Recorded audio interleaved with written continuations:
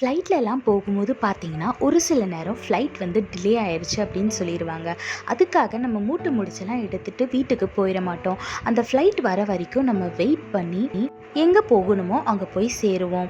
என்ன கொஞ்சம் நேரம் தானே டிலே ஆயிருச்சு, எப்படினாலும் நம்ம போக வேண்டிய இடத்துக்கு போயிருவோம் அப்படின்னு சொல்லிட்டு நம்பிக்கையா, பொறுமையா அந்த ஃப்ளைட் வர வரைக்கும் வெயிட் பண்ணுவோம். கரெக்ட்டா?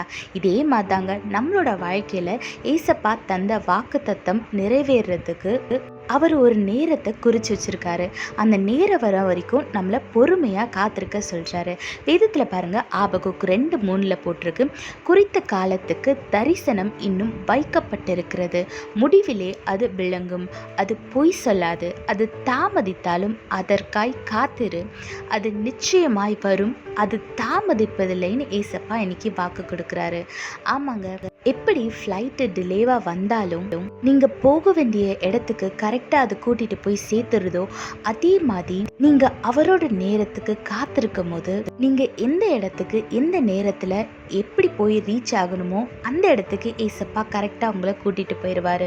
அவர் பொய் சொல்கிற தேவன் இல்லை, அவர் பொய் சொல்ல மாட்டார், அவர் சொன்னால் நிச்சயமாக நடக்கும், அது தாமதிப்பதில்லைன்னு சொல்லியிருக்காரு. அதனால் அவர் உங்களுக்கு கொடுத்த வாக்குத்தத்தங்கள் வர நாட்களில் சீக்கிரமாக நிறைவேற போது நீங்கள் அவரை துதிக்க போகிறீங்க. அதனால் அவருக்குள்ள சந்தோஷமாக இருங்க, ஆசீர்வாதமான வாழ்க்கையை வாழுங்க. கர்த்தர் உங்களோடு கூட இருந்து உங்களை ஆசீர்வதித்து பாதுகாத்து வழி நடத்துவாராக. ஆமென். When your flight get delays, you will not take your luggages and go back to your home.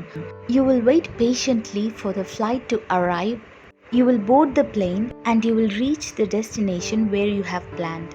Because you know that you will reach the destination, it just takes some extra time. Likewise, in our life, our God has given us many promises in our life.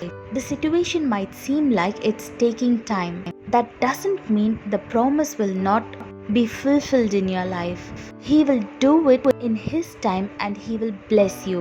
Look what the Bible says in Habakkuk chapter 2 verse 3. This vision is for a future time. It describes the end and it will be fulfilled. If it seems slow in coming, wait patiently, for it will surely take place. It will not be delayed. Yes, our God is promising you today to wait patiently. It might seem like it's slow in coming, but our God is asking you to wait patiently because it will not delay anymore. So you're going to receive all the promises, all the blessings in the upcoming days. So get ready to celebrate and start praising our Lord. Wait patiently and receive your blessing. God bless you all. Have a blessed day. Amen.